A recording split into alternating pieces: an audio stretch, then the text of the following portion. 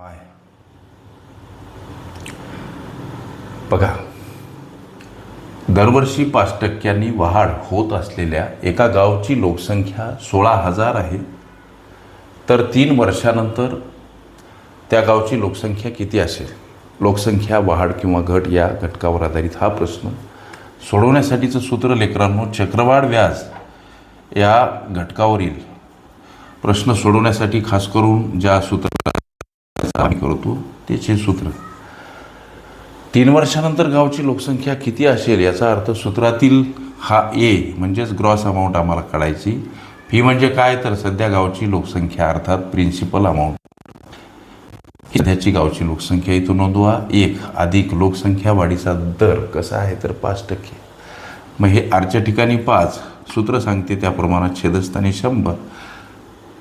प्रश्न विचारला 3 वर्षानंतरची गावची लोकसंख्या म्हणजे नंबर ऑफ इयर अर्थात मुदत किती, तर 3.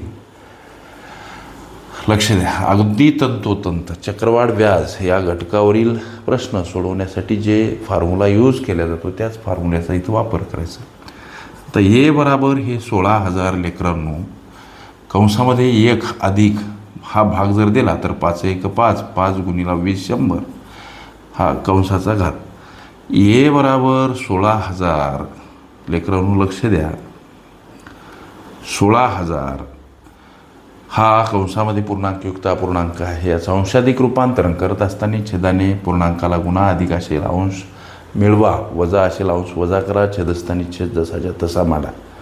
हे काही गणितीय गुणधर्म म्हणजे 20 1 21 छेदस्थानी 20 आणि याचा घन म्हणजे काय हो, तर ए बराबर 16,000. आता 21चा घन 9,261 आणि 20चा घन म्हणजे काय, तर 8,000. या गोष्टी लक्षात घ्या. इथे ह्या 3 शून्यासाठी लेकरांनो हे 3 शून्य घालवा. पुढं स्टेप 1 वाढवू. 16 उरले इथं सर, इथं 9,261 इथं भागीला 8. आता हा सुद्धा भाग 2 जातो म्हणजे ए बराबर काय, तर 2 सोबत गुणीला 9,261 हा गुणाकार. म्हणजे आमच्या प्रश्नाचं उत्तर असेल बे 1 बे लेकरांनो, बे सक 1202 हातचा आला 1, बे 2 4 आणि 1 5 आणि बे नम 18, 18,522 ही ग्रॉस अमाऊंट म्हणजे 3 वर्षानंतर त्या गावची लोकसंख्या. हे तुमच्या विचारल्या प्रश्नाचं उत्तर. ओके,